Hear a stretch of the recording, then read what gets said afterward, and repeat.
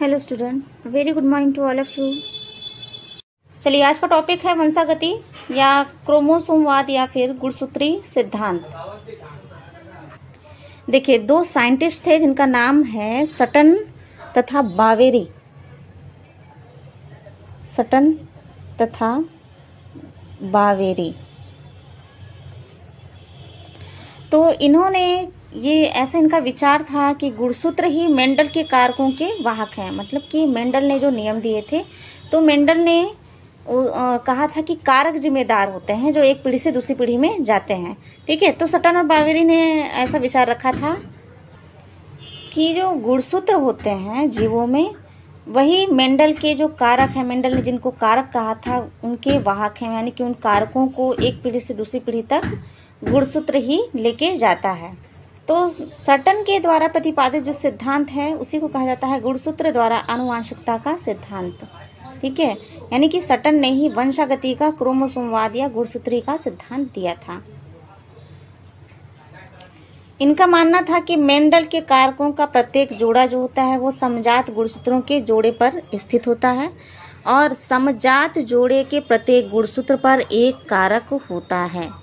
Mendel के कारकों का प्रत्येक जोड़ा समजात गुणसूत्रों के जोड़े पर स्थित होता है, यानी कि होमोलॉगस क्रोमोसोम के जोड़े पर स्थित होता है और समजात जोड़े के प्रत्येक गुणसूत्र पर एक कारक होता है।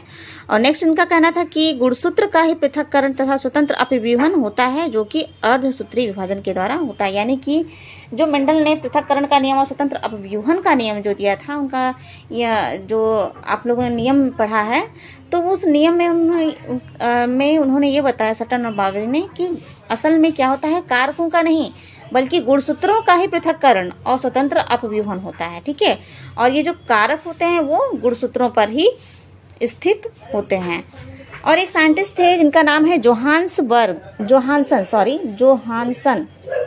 जोहानसन ने कारकों को जीन्स कहा। ठीक है, कारक को क्या कहा, जीन्स, कि गुणसूत्र पर जीन्स उपस्थित होते हैं। ठीक है, जैसे मेंडल ने कहा था इन्हें कि कारक होते हैं। ठीक है, पीढ़ी दर पीढ़ी जो वंशागति होती है, तो वंशागति के उत्तरदायी एक कारक होता है। तो जोहानसन एक साइंटिस्ट थे, उन्होंने कहा कारक नहीं, इसे जीन्स कहते हैं, कि यानी कि गुणसूत्रों पर जीन्स होते हैं। यानी कि कहा जा सकता है कि वंशागति का गुणसूत्री सिद्धांत जो है ये बताता है, ये इंगित करता है कि मेंडलियन कारक या फिर जीन गुणसूत्रों पर निश्चित स्थानों पर स्थित होते हैं। मेंडलियन कारक है ना, अभी मैंने बताया ना, मेंडल ने कहा था कि कारक होते हैं, कुछ कारक होते हैं जो एक पीढ़ी से दूसरी पीढ़ी में जाते हैं। तो इस प्रकार से वंशागति का क्रोमोसोमवाद या गुणसूत्री सिद्धांत ये प्रस्तुत करता है कि मेंडलियन कारक या फिर जीन गुणसूत्रों पर, जैसे गुणसूत्र है कोई, तो जीन जो है गुणसूत्रों पर एक निश्चित स्थानों पर स्थित होते हैं। और ये गुणसूत्र जो है, जब गैमीट का फॉर्मेशन होता है, गैमीट का निर्माण होता है, तो अर्धसूत्री विभाजन द्वारा स्वतंत्र रूप से पृथक हो जाते हैं, अलग हो जाते हैं, और फर्टिलाइजेशन की क्रिया द्वारा जाइगोट के निर्माण के समय फिर से संयोजित हो जाते हैं। यानी कि जब गुणसूत्रों में अर्धसूत्री विभाजन होता है ना, तो जब अर्धसूत्री विभाजन होता है तो ये जीन्स जो है, ये गुणसूत्र जो है अलग हो जाते हैं। ठीक, लेकिन जब जाइगोट का निर्माण होता है, फर्टिलाइजेशन जब हो जाता है, जाइगोट का निर्माण होता है, ठीक है, जाइगोट की फॉर्मेशन के समय ये जो है जीन्स फिर से रिकॉम्बिनेंट हो जाते हैं, पुनः संयोजित हो जाते हैं। ठीक, संयोजित। चलिए, हमारा नेक्स्ट टॉपिक है लिंग निर्धारण यानी कि सेक्स डिटर्मिनेशन। तो कुछ साइंटिस्ट थे, उन्होंने कई कीटों का जब अध्ययन किया तो उन्होंने देखा कि उनके गुणसूत्रों में कुछ विसंगतियां थीं। ठीक है, यानी कि कुछ कैरेक्टर जो थे नर कीटों में थे, तो वो कैरेक्टर मादा कीटों में नहीं पाए गए। इसी प्रकार से जो कैरेक्टर मादा कीटों में थे वो नर कीटों में नहीं पाए गए थे। ठीक है, इसी प्रकार से कुछ अन्य जंतु भी हैं जिनमें कुछ कैरेक्टर नर में अलग हैं और मादा में अलग हैं। तो इसका क्या कारण हो सकता है? तो इसके लिए भी खास प्रकार के गुणसूत्र जो है उत्तरदायी हो सकते हैं, है ना। जैसे कि मान लीजिए किसी कीट में 14 गुणसूत्र होते हैं, 14 पेयर होते हैं, तो जिसमें से एक पेयर होता है लिंग गुणसूत्र, है ना। तो एक पेयर होता है लिंग गुणसूत्र, तो लिंग गुणसूत्र भी एक्स एक्स और एक्स वाई प्रकार के होते हैं, है ना। सबको पता ही है, 10th तक तो सबने पढ़ा ही है एक्स एक्स और एक्स वाई प्रकार, है ना। कि मनुष्यों में, जो मनुष्यों को अगर हम देखें तो मनुष्य में 46 पेयर गुणसूत्र होते हैं, जिसमें कि एक्स एक्स होता है मादा में और एक्स वाई होता है नर में। तो एक्स एक्स जो होता है मादा में उनका वो कहा जाता है, उसे सेक्स गुणसूत्र या फिर लिंग गुणसूत्र उनको कहा जाता है। और इसी प्रकार से मेल का जो होता है एक्स वाई, जो एक पेयर होता है, 23वां पेयर जो होता है एक्स वाई, वो मेल का मतलब नर का लिंग गुणसूत्र होता है ना। तो ये जो गुणसूत्र में विसंगतियां हैं, इसी कारण कुछ कैरेक्टर जो है नर में अलग होते हैं और कुछ कैरेक्टर जो है मादा में अलग होते हैं, ठीक है। तो उन्हीं के बारे में अध्ययन हम करेंगे लिंग निर्धारण यानी सेक्स डिटर्मिनेशन में। तो इसे भी कई प्रकार से विभाजित किया गया है, जैसे कि पहला आप लोग देख रहे हैं स्क्रीन पे ही है, जीनी गुणसूत्री यानी कि जीनी लिंग निर्धारण यानी कि गुणसूत्री लिंग निर्धारण, है ना। यानी कि जीन्स के द्वारा जो लिंग का निर्धारण होता है उसके बारे में हम इसमें पढ़ेंगे, ठीक है। और दूसरा है वातावरण के द्वारा लिंग निर्धारण, यानी कि वातावरण का प्रभाव क्या पड़ता है किसी लिंग के निर्धारण में। देखिए जीनी लिंग निर्धारण में पहला है एक्स एक्स तथा एक्स वाई गुणसूत्रों द्वारा लिंग का निर्धारण। अभी अभी आप लोगों को बताया है मैंने एक्स एक्स और एक्स वाई वाला, यानी कि इसका एग्जाम्पल क्या हो जाएगा, इसका उदाहरण है पहले तो मनुष्य हो जाएगा, है ना। मनुष्यों में जिस प्रकार से होता है एक्स एक्स वाई वाला होता है मनुष्य, और इसके अलावा ड्रोसोफिला,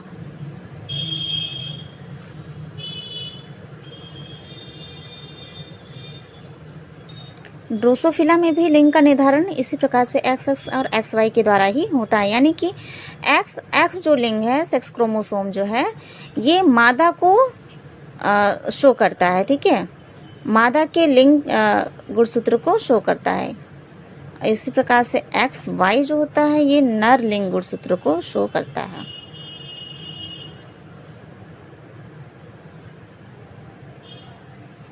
ठीक है, अभी मैंने बताया ना कि मनुष्य में कितने होते हैं गुणसूत्र, 46 होते हैं संख्या में 46 होते हैं। और जब जोड़ा कहा जाए, जोड़े में कितने होते हैं, तो 23 जोड़े होते हैं, ठीक है। जोड़े में 23 जोड़े होते हैं और संख्या में 46 होते हैं। जोड़ा मतलब 2 होता है तभी तो उसको बोलते हैं जोड़ा, है ना।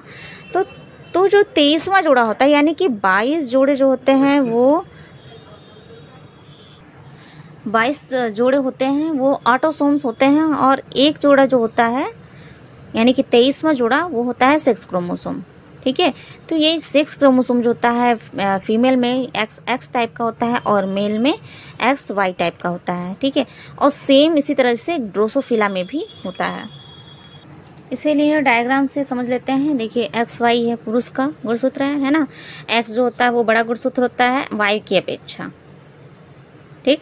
वाई जो है एक्स की अपेक्षा छोटा होता है, और ये है स्त्री में एक्स एक्स टाइप का। और सूत्री भावना द्वारा दोनों जो है क्रोमोसोम जो है गुणसूत्रों का जोड़ा अलग अलग हो गया, है ना। तो जब पुरुष का किसी महिला के साथ संकरण कराया जाता है तो एक्स एक्स आपस में मिलकर क्या बनते हैं, एक्स एक्स प्रकार के क्रोमोसोम का निर्माण हुआ, है ना। इस वाई का जब इस एक्स से हुआ संकरण तो एक्स वाई, फिर इस एक्स का इस एक्स से हुआ तो एक्स एक्स, और फिर यहाँ से एक्स वाई, ठीक है। तो जब एक्स एक्स जब क्रोमोसोम मिला है, जायगोट बना है, तो वो लड़की बनता है। एक्स वाई वाला लड़का, एक्स एक्स लड़की, और एक्स वाई वाला, इस तरह से लड़के की उत्पत्ति होती है। यानी कि 50% चांसेस होता है कि होने वाली संतान जो है वो या तो लड़की हो सकती है और या तो लड़का हो सकता है। सेम इसी प्रकार से ड्रोसोफिला का भी होता है। ड्रोसोफिला का ये देख लेते हैं। देखिए यहाँ नर ड्रोसोफिला जो है उसके लिए AA + XY लिखा गया है, ठीक है, गुणसूत्रों के लिए। और मादा ड्रोसोफिला के लिए AA + XX शो किया गया है ना। तो यहाँ पे देखिए ये है मादा है, और ये गुणसूत्र जो है ये नर को शो करता है, ठीक। तो जब इसका संकरण कराया जाएगा आपस में,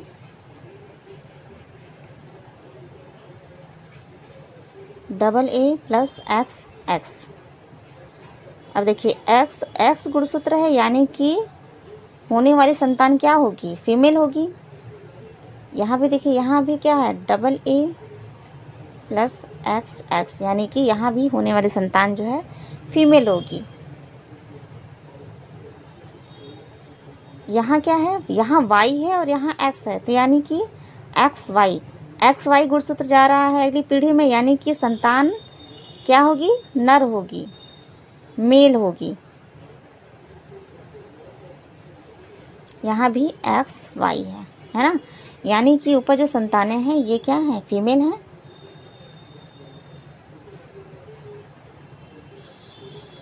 और यहाँ है मेल। बिल्कुल सेम है जिस तरह से अभी हमने देखा है मनुष्यों में, है ना। मनुष्य में जिस तरह से हमें अगली पीढ़ी में 50% जो है 50-50% के चांसेस बन रहे थे मेल और फीमेल होने की, संतान या तो लड़की हो सकती है या तो लड़का हो सकती है। तो इसी प्रकार से ड्रोसोफिला में भी 50-50% चांसेस है कि या तो फीमेल होगा, है ना, या फिर मेल होगा। तो 50% हमें अगली पीढ़ी में फीमेल प्राप्त होती है और 50% मेल।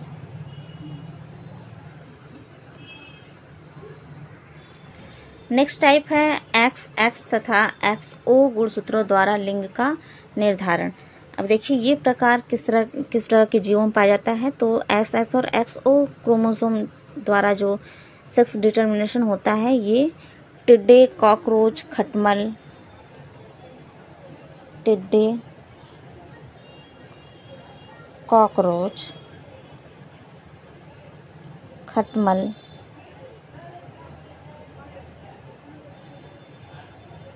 गोल कृमि,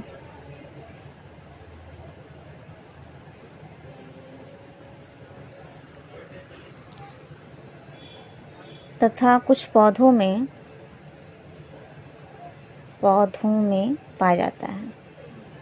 ठीक है, इस प्रकार का जो गुणसूत्र है वो टिड्डे, कॉकरोच, खटमल, गोल कृमि तथा कुछ पौधों में पाया जाता है। और इसमें एक्स एक्स टाइप जो है ये मादा को यानी कि फीमेल को शो करता है।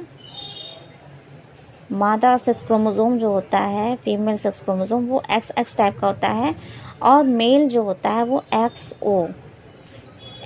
ओ या फिर आप कह सकते हैं 0, है ना। ये उसमें एक ही क्रोमोसोम होता है मेल में, यानी कि मेल में केवल एक ही प्रकार का लिंग गुणसूत्र पाया जाता है।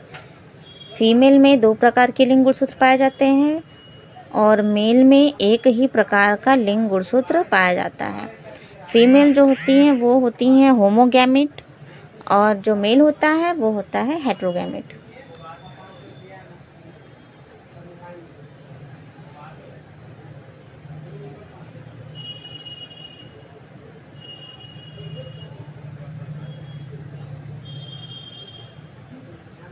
ठीक है, फीमेल होमोगैमिट होती है और मेल हेटेरोगैमिट। देखिए मेल क्रोमोसोम जो है इसमें बस XO टाइप का और फीमेल प्लस XX टाइप का। ठीक है, और इसमें गैमीट जो है गैमीट बनेगा प्लस X और A प्लस X।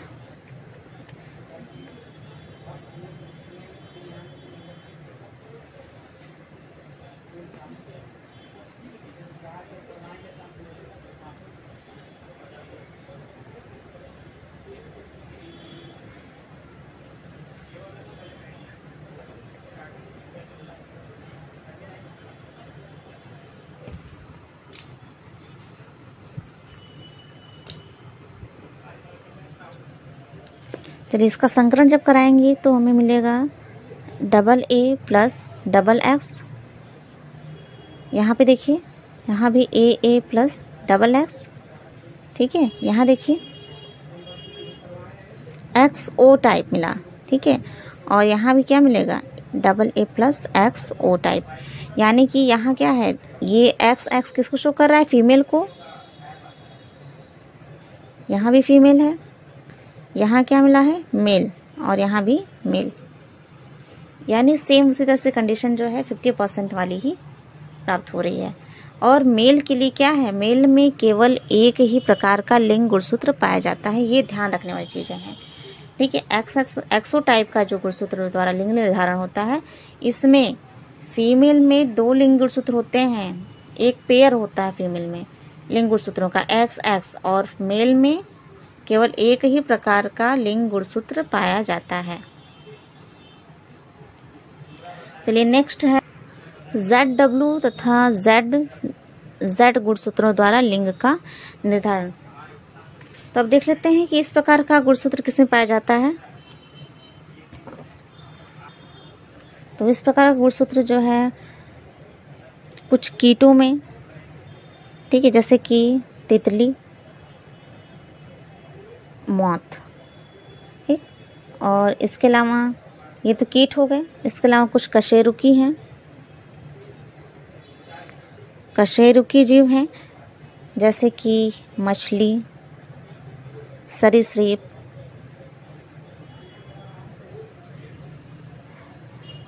तथा पक्षी।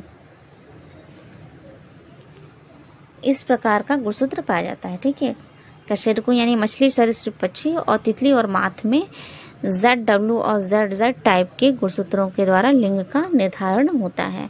तो इसमें क्या होता है, नर में जो है समरूपी लिंग गुणसूत्र पाए जाते हैं। ZZ जो है ये होता है नर गुणसूत्र, ZZ है यानी कि दोनों गुणसूत्र समान है, यानी कि ये क्या है, समरूपी गुणसूत्र है ना, समरूपी है।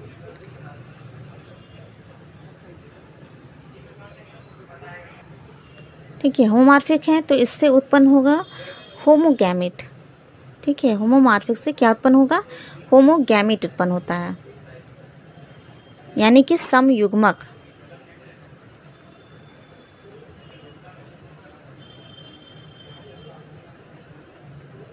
ठीक है, तो ZZ टाइप का जो है नर होता है, और ZW टाइप का लिंग गुणसूत्र होता है वो मादा में पाया जाता है, यानी कि तितली, माथ, मछली, सरीसृप और पक्षी में जितने भी फीमेल हैं, मादाएं हैं, उसमें ZW टाइप का गुणसूत्र पाया जाएगा, यानी कि ये क्या है, हेट्रोगैमेट्स हैं, है ना, हेट्रोमॉर्फिक हैं यानी विषम युग्मक।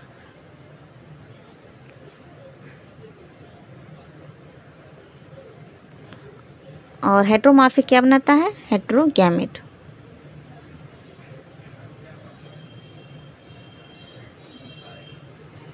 अभी तक हमने जो देखा था इसमें जो है समयुग्मिक थे, फीमेल समयुग्मी होती थी और मेल जो थे विषमयुग्मी होते थे, लेकिन इसमें देखिए यहाँ पे फीमेल ही विषमयुग्मी है और मेल क्या है, समयुग्मी है। तो इसका चेकर बोर्ड भी सेम उसी तरह से बनेगा जिस तरह से अभी हमने बनाया है। बस ध्यान रखने वाली बात यह है कि फीमेल यहाँ पे हेट्रोगैमेट है ना, मेल क्या है, होमोगैमेट है। तो हम लिखेंगे मेल के लिए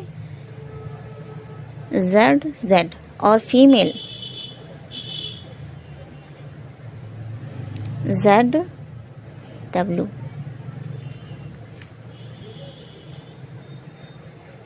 देखिए A प्लस Z हो गया, ठीक। फिर इसके बाद है A प्लस W, ये किसके लिए है, फीमेल के लिए है।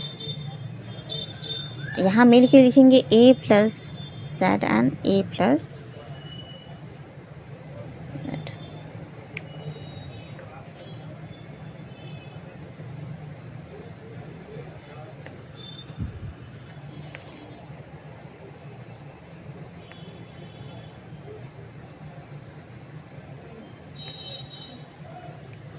ठीक है, यहाँ पे देखिए A प्लस Z और A plus A double A plus, यहाँ पे होगा ZW, है ना। ZW किसको शो कर रहा है, फीमेल को, तो फीमेल, और यहाँ भी फीमेल, यहाँ पे मेल, यहाँ भी मेल, ZZ मेल को। तो यहाँ भी आपको मिल रहा है कि 50% यानी आधा है ना, जैसे 4 है, 4 ब्लॉक मिल रहा है हमें, है ना। यानी कि अगर 4 संतान है तो 4 संतानों में से आधी संतानें यानी कि 2 संतानें हमें मेल प्राप्त होंगी और 2 हमें फीमेल प्राप्त होंगी, यानी 50% जो है क्या मिल रही है, 50% मेल हो रहा है और 50% फीमेल हो रही है। नेक्स्ट टाइप है ZO और ZZ गुणसूत्र द्वारा लिंग का निर्धारण। ये चौथा प्रकार है ना। तो इस प्रकार का गुणसूत्र जो है ये भी मॉथ में और तितलियों में पाया जाता है, यानी कुछ कीट ही हैं, तितली और मॉथ में, है ना।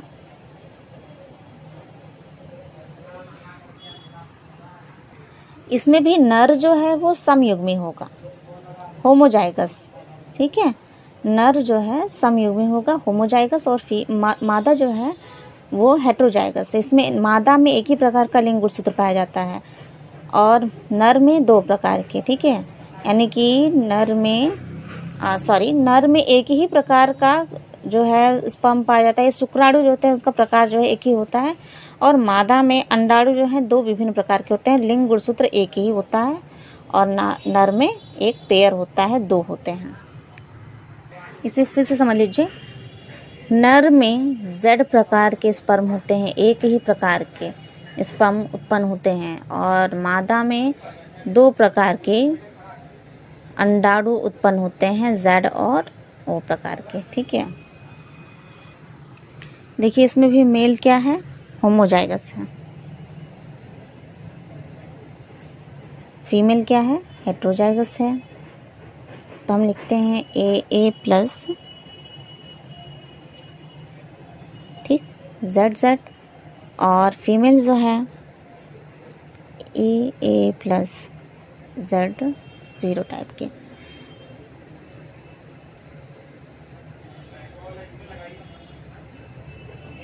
फीमेल के लिए हम क्या लिखेंगे, A+Z और A+0। इसी प्रकार से मेल के लिए लिखेंगे A+Z और A+Z।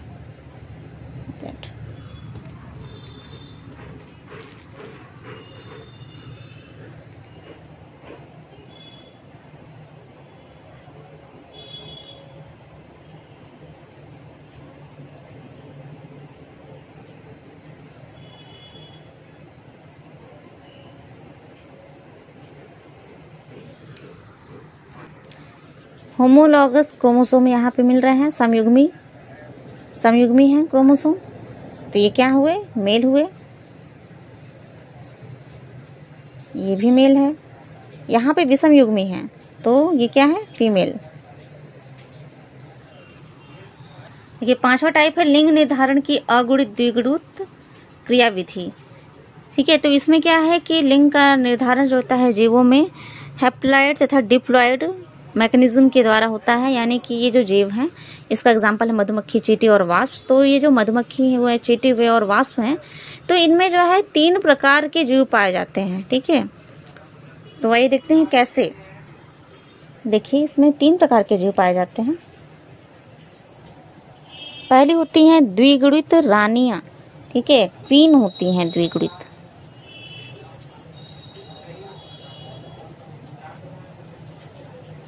ठीक, रानी जो होती है इनमें वो द्विगुणित होती है, डिप्लॉयड होती है। दूसरे होते हैं डिप्लॉयड्स वर्कर, यानी कि द्विगुणित श्रमिक।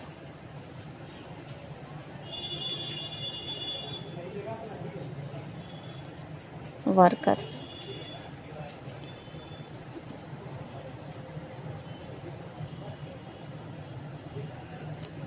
तीसरा प्रकार का जीव होता है हैप्लॉइड ड्रोन्स, यानी कि अगुणित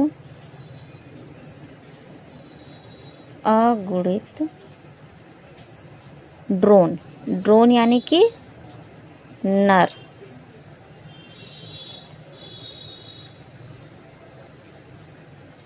इसको बोलते हैं हैप्लॉइड।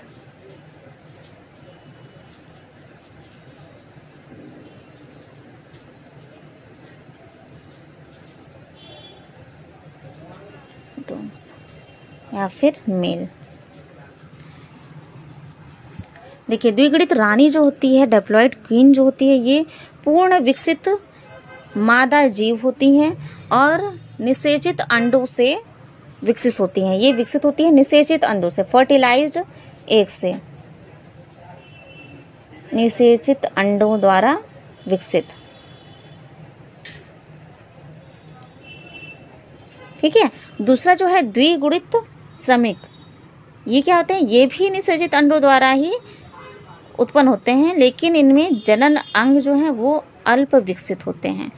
देखिए, द्विगुणित रानी का भी मैंने बताया है कि द्विगुणित रानी जो होते हैं पूर्ण रूप से विकसित होती हैं, पूर्ण विकसित होती हैं, यानी कि इनके जनन अंग विकसित होते हैं। और द्विगुणित श्रमिक जो है ये भी निषेचित अंडों द्वारा ही विकसित होती हैं, निषेचित अंडों द्वारा विकसित, लेकिन जनन अंग पूर्ण रूप से विकसित नहीं होते, अविकसित जनन अंग। और जबकि ये जो ड्रोन होते हैं ये अनिषेचित अनफर्टिलाइज्ड एग के द्वारा विकसित होते हैं, अनिषेचित अंडों द्वारा विकसित होता है, लेकिन इनमें स्पर्म का फॉर्मेशन होता है। ठीक है, स्पर्म यानी कि शुक्राणु का फॉर्मेशन होता है।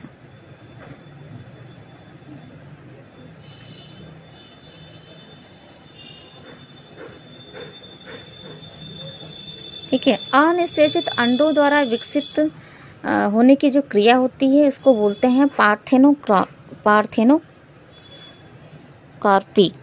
यानी कि अनिषेक जनन। अनिषेचित अंडों द्वारा विकसित होने की प्रक्रिया को पार्थेनोकार्पी बोलते हैं।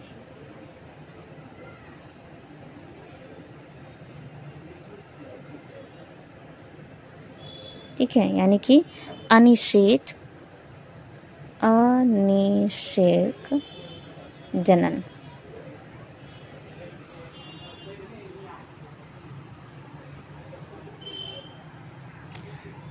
अब देखिए नेक्स्ट है वातावरण द्वारा लिंग का निर्धारण। ठीक है, तो ये भी कई प्रकार से होते हैं, जैसे हार्मोनों का प्रभाव। फ्री मार्टिन एक साइंटिस्ट हैं। ठीक, फ्री मार्टिन ने जिस प्रकार से बताया था उस प्रकार का अध्ययन हम फ्री मार्टिन वाले हेडिंग में करेंगे। और तीसरा है ताप का प्रभाव। देखिए, पहला है हार्मोन्स का प्रभाव, यानी हार्मोन किस प्रकार से नर और मादा के विकसित होने में सहायक होते हैं। तो देखिए, एक जीव है, इसका नाम है बोनेलिया विरिडिस।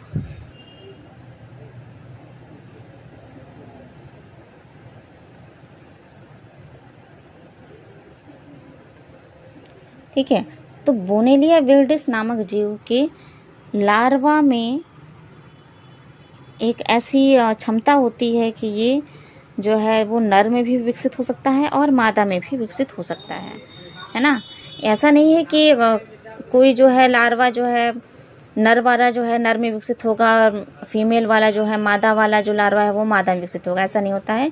एक ही लार्वा होता है, वो उस पे हार्मोन्स का प्रभाव जब पड़ता है तो उन हार्मोन्स के प्रभाव के द्वारा ही वो नर और मादा दोनों में से किसी में भी विकसित हो जाएगा। ठीक है, यदि इनके जो लार्वा है, ये लार्वा अगर किसी हार्मोन के प्रभाव में नहीं आया, ठीक है, जब मादा के प्रोबिसिस में से एक प्रकार का हार्मोन निकलता है, मादा प्रोबिसिस से, ठीक है, मादा प्रोबिसिस से एक प्रकार का हार्मोन निकलता है, जब उसके संपर्क में नहीं आया, ठीक है, क्योंकि ये जलीय जीव है तो संपर्क में नहीं आया, यानी कि कीचड़ में जब धंस गया तो वो नर बन जाएगा। ठीक है, जब नहीं सॉरी इसे समझिए, कीचड़ में जब चला गया तो वो मादा बन जाता है। ठीक, यही जीव जो है। और जब मादा प्रोबिसिस के संपर्क में आ गया कोई लार्वा, जब मादा प्रोबिसिस के संपर्क में आ गया, ठीक, तो वो क्या बन गया, नर में परिवर्तित हो जाएगा। एक ही लार्वा है, ठीक, उसके हार्मोन पर निर्भर कर रहा है। मादा प्रोबिसिस से किसी प्रकार का हार्मोन जो है स्रावित होता है। जब वो लार्वा मादा प्रोबिसिस के संपर्क में नहीं आया तो वो हार्मोन के भी संपर्क में नहीं आएगा, तो वो जब कीचड़ में चला गया तो वो मादा में परिवर्तित हो जाएगा, मादा जीव बन जाएगा। ठीक है। और जो लार्वा मादा प्रोबोसिस के संपर्क में आया, उससे स्रावित होने वाले हार्मोन के संपर्क में आया, तो वो नर में परिवर्तित हो जाएगा। नेक्स्ट है फ्री मार्टिन का प्रयोग। तो फ्री मार्टिन ने जब पालतू पशुओं में अपना प्रयोग किया था कि पालतू पशुओं में जब जुड़वे बच्चे ट्विंस उत्पन्न होते हैं, तो अगर उसमें से एक नर हो और एक मादा हो, तो जो नर होता है वो तो सामान्य होता है, लेकिन मादा क्या होती है, स्टेराइल होती है, बंद होती है। तो ऐसा क्यों होती है? क्योंकि दोनों बच्चों में जो रक्त वाहिनियां होती हैं, ब्लड वेसल्स, वो आपस में संबंधित रहती हैं, जिससे दोनों बच्चों का परिवहन तंत्र एक हो जाता है। और जैसे ही नर बच्चा जो है विकसित होने लगता है, तो उसके हार्मोन जो हैं रक्त वाहिनियों के द्वारा दूसरा जो बच्चा है मादा, उसके अंडाशय में परिवर्धन का दमन कर देते हैं। ठीक है। इन्होंने प्रयोग किया था पालतू पशुओं पर, पालतू पशुओं के बच्चों पर, है ना। ठीक, पालतू पशुओं के बच्चों में इन्होंने अध्ययन किया था कि जब इनकी संतानें जुड़वा होती हैं, संतान कैसी होती है, जुड़वा होती है, जुड़वा में एक नर और एक मादा हो, ठीक, तो नर कैसे होते हैं, नर सामान्य होता है और मादा क्या होती है, स्टेराइल यानी कि बंध होती है। क्यों? क्योंकि ये जो दोनों बच्चे होते हैं ये आपस में जुड़े रहते हैं रक्त वाहिनियों से। ठीक है, किससे कनेक्ट होते हैं, रक्त वाहिनियों यानी ब्लड वेसल्स से, रक्त वाहिनियों द्वारा विकसित होते हैं। ठीक है, जुड़े होते हैं आपस में। तो जब ये नर और मादा बच्चे जब बड़े होने लगते हैं, तो जो नर का हार्मोन होता है वो जो है इन्हीं परिवहन रक्त वाहिनियों के द्वारा मादा बच्चे के अंडाशय में पहुंच जाता है और इन्हें स्टेराइल बना देता है। ठीक, ये था फ्री मार्टिन का प्रयोग। तीसरा है ताप का प्रभाव। तो ये जो है अनेक सरीसृपों में इसका अध्ययन किया गया था, सरीसृप में। ठीक, तो सरीसृपों में लिंग का निर्धारण जो है ये ताप पर ही निर्भर करता है। ठीक है, कई प्रकार के ऐसे सरीसृप हैं जिनमें लिंग का निर्धारण ताप पर निर्भर करता है, जैसे कि मगरमच्छ उदाहरण है सरीसृप का, मगरमच्छ। मगरमच्छ में क्या होता है, 30 डिग्री सेल्सियस जब आता है, मगरमच्छ के अंडों पर जब 30 डिग्री सेल्सियस से जब उनका उष्मायन होता है, उनका सेका जाता है, ठीक है, तो नर बनते हैं, नर संतानें बनती हैं या नर संतानें विकसित होती हैं। इसी प्रकार से अगर उनके अंडों पर 31 डिग्री सेंटीग्रेड का ही ताप मिलता है, तो इससे मादा संतानें यानी कि मादा मगरमच्छ विकसित होती हैं। ठीक है, चलिए नेक्स्ट है गुणसूत्र रहित जीन द्वारा लिंग का निर्धारण। देखिए, कैनेडियन साइंटिस्ट हैं जिनका नाम है बार। ये बार पिंड जो है इन्हीं साइंटिस्ट के नाम पे ही रखा गया है। तो इन्होंने ऐसा पाया था कि स्त्रियों की मुख गुहा यानी कि माउथ कैविटी की एपिथेलियम सेल्स में, ठीक है, फीमेल की माउथ कैविटी यानी कि मुख गुहा की एपिथेलियम सेल में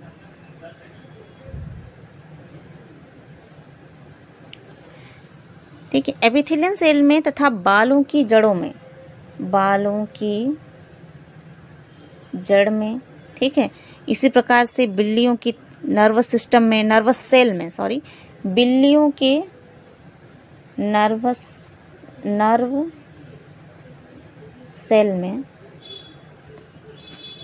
एक अत्यधिक संघनित यानी कि बहुत ही ज्यादा घनी संरचना होती है, जिसका जो कि एक केंद्रक के आवरण से भी सटी रहती है। तो इसी संरचना को ही बार पिंड कहा गया। ठीक है, स्त्रियों की मुख गुहा की एपिथेलियम सेल में और बालों की जड़ों में, इसी प्रकार से बिल्ली की नर्व सेल में एक अत्यधिक संघनित संरचना पाई जाती है, ठीक है। और इसी संरचना को क्या कहा गया, बार पिंड यानी कि बार बॉडी कहा गया। तो अनेक प्रकार की ऐसी स्टडी की गई, इसके द्वारा ये ज्ञात किया गया कि मादा की जो सोमेटिक सेल्स होते हैं उसमें एक जो है गुणसूत्र निष्क्रिय होता है, ठीक है। 2 गुणसूत्र पाए जाते हैं XX, तो एक जो है निष्क्रिय होता है।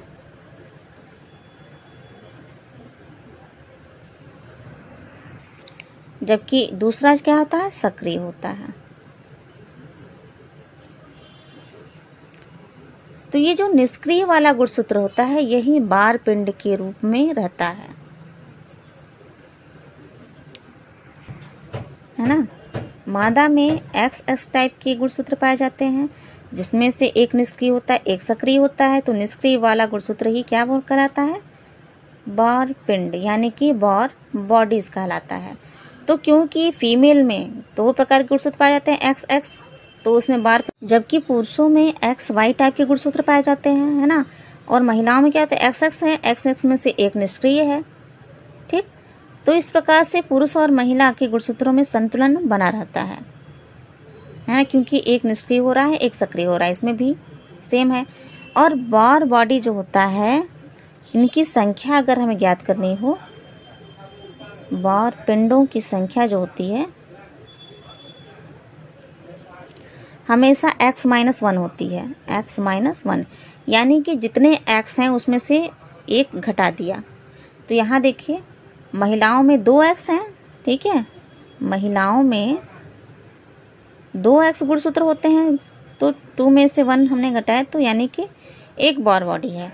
जबकि पुरुष में तो एक ही है ना, पुरुष में क्या होता है, एक ही X क्रोमोसोम है, तो एक में से एक जाएंगे तो 0, यानी कि पुरुष में बार बॉडी नहीं पाई जाती, जबकि महिला में बार बॉडी होती है, वो भी एक होती है।